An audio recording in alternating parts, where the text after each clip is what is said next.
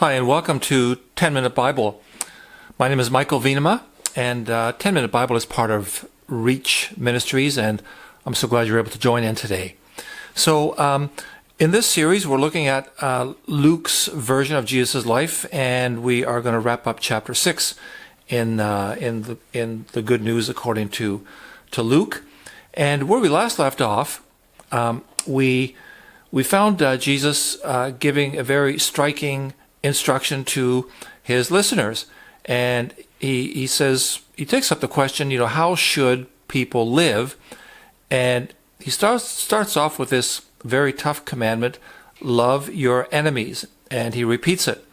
And as I was saying last time, I suspect that one of the reasons Jesus started this way was that if you can get your thinking around that particular commandment, love your enemies, then probably the other commandments that come down the road are going to be things that you can handle.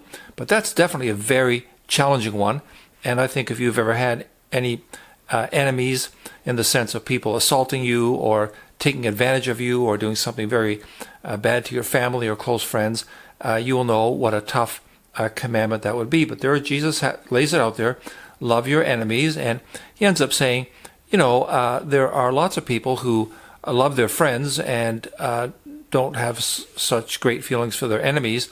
All kinds of people do that. You're nothing special if you love your friends, but if you're going to be one of God's people, you're on to a new life. And it's going to be quite a bit different, radically different. Some people might like to use that expression. And so Jesus starts off that way. And he also says, don't waste any energy being judgmental towards other people. Some of that stuff will come back on you. God will even see to some of that coming back on you, and that's his way of straightening us out. But Jesus says, yes, don't waste energy being judgmental. If you need to be judgmental, then, so to speak, be judgmental about yourself. You'll find lots to improve on. So we're going to move on to the last section in chapter 6. And I'm going to read a few lines from the version of the Bible I'm using, which is the Message.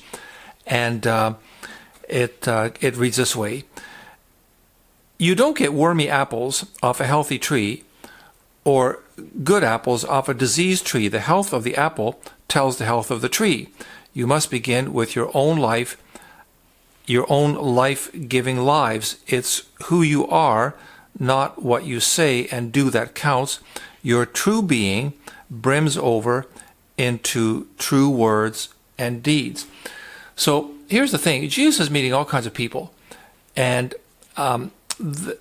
they are all in their own ways trying to understand how to live a proper life, how to live a good life. He's got some enemies who I think, for their own reasons, which they think are good reasons, want to do Jesus in. He's got lots of people who are listening to him and putting his words into actions, others who are just listening and not really doing much with the teaching. He's got lots of people who are questioning, and people are, in times of poverty, it's a tough time also politically, which I've described a couple times in this series. So people are struggling with this question that I think all of us do on some level, or I think we should. But how should I live? How should I conduct myself from day to day? How should I be thinking? How should I be acting? And Jesus draws this connection between the heart, or the inner life, and our words and actions. And Jesus says, well, if you want to do good, and if you want to be known for doing good things, then start with the inside. Start with the heart. Start with the tree, so to speak. A good tree will bear good fruit, and a bad tree won't. Start with your heart, with your inner life. Your heart, your inner life will shape what you do and what you say. And then, so here Jesus has this nice illustration of a tree that's bearing good fruit is kind of like how we ought to be. A healthy tree, we ought to be healthy on the inside, so that our words and our actions are also good, and the two things should line up. They should be integrated. So that's a very cool insight for how we ought to live, how God requires us to live. And then Jesus goes on. He says in this version of the Bible I've got, "Why are you so polite with me, always saying, 'Yes, sir,' and 'That's right, sir,' but never doing a thing I tell you?" So this is where, I was mentioning earlier that Jesus runs into people who for whatever reason, like hearing him say things, but they don't necessarily put his words into practice. So Jesus might be saying to them, you really ought to stop stealing, but they're poor, and so some of the younger people perhaps are stealing, or Jesus will say, well, you really ought to work on loving your enemies, and some of the folks might be saying, yeah, that sounds really great, but they continue to harbor all kinds of anger or bitterness toward their enemies, and then sometimes it comes out in violence or hateful words and so forth. So Jesus, he experiences people who hear but don't put his teachings into practice. And then he's got this nice illustration, and I'm going to end by looking at this particular illustration because I think it's a very rich one for living a proper life. And Jesus talks about how his words are the foundation for a good life. His words are the foundation for a good life. In the background you can see the studio wall that's there, and it's new. We moved into this house just a little while ago, and the first thing, as you might know, when you're building a house, is that a foundation is poured. It's concrete, it's steel reinforced, and the idea is that if the foundation is solid and it's the walls are properly straight, and the poured floor is level and flat. Well, if you've got a strong foundation, a properly built one, then the house that's built on it is also going to be level, plumb. It's going to be straight, and when there are storms, that house, our house, is going to stand. So Jesus has this illustration. He says you could build your life in all kinds of things, but a lot of it's a very poor foundation. He said there was a man who built his house on sand.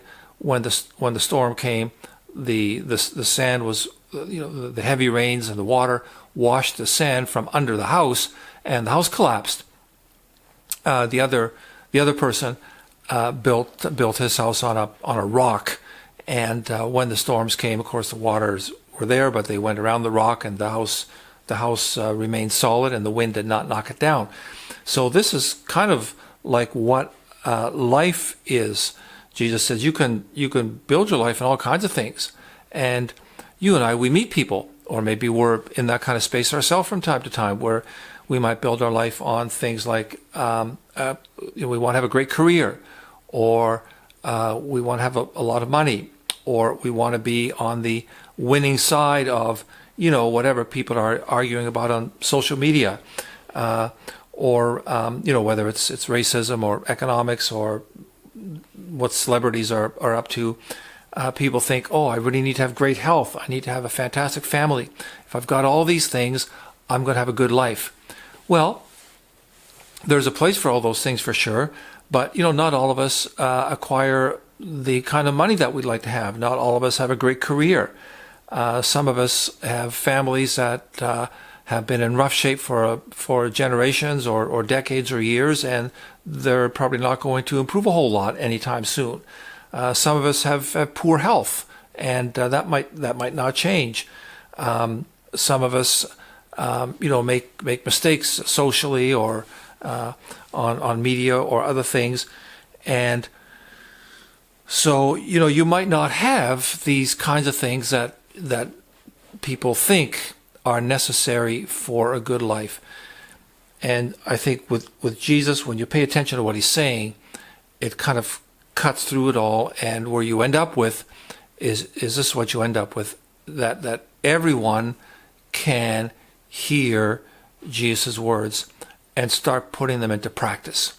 So when Jesus says you need to be truthful, you need to be honest, You need to be careful about your commitments, about your sexuality. You need to be careful about your greed. Don't start stealing things.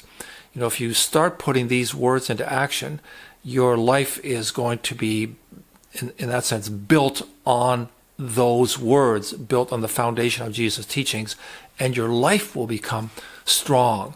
You see what I mean? So there will be storms. There will be storms in your life. There are storms in mine. If you've got a few decades behind you, you've absolutely had storms, and some of us have had storms even in our very early days of our life. But the thing is that Jesus' teachings are the foundation for a good life. Now, here's a very cool thing. The thing is that if you want good health, and if you want some measure of prosperity and wealth, and if you want friends, and if you want a healthy family, the chances of your getting all those things are going to rise hugely when you start putting the teachings of Jesus into practice. I sometimes tell young people, you know, if you are dishonest, people are not going to open many doors for you. But if you are honest, if you're truthful, if you're reliable, it's literally money in the bank. Doors will open, opportunities to work and to do meaningful things and to do things that are profitable will just kind of be laid out there before you. So, in a way, you know, the things that you might want to take a shortcut to, you know, the money or the popularity or the great health and so forth, you're going to end up, your chances of getting, you know, those things, a good family, better health, some prosperity, your chances of getting all those things are going to rise hugely when you build your life on the teachings of Jesus. Do you see what I'm kind of saying? So it's kind of like you get what you want by starting off by doing some things you might not want to do because, you know, dealing with your greed is a tough job, or you know, holding back your temper is a tough job, or making sure that you don't get violent with people. It's a tough job, but when you start putting the teachings of Jesus into practice, your life becomes it's built on that good foundation. It's solid, and things are going to go way better than if you did not work at putting Jesus' teachings into practice. So I think that's such a cool and powerful lesson, and we're going to end it there for this video. As always, you know, I call them 10-minute Bible, but we tend to go over it a little bit, so I always thank you for your patience. I appreciate it. Next time, we will start with chapter 7 and keep moving through the story of Jesus' life. I think it's an incredible story, and along the way, some incredible teachings for how we ought to be living. So thanks for plugging in, and I'll see you next time. Bye-bye.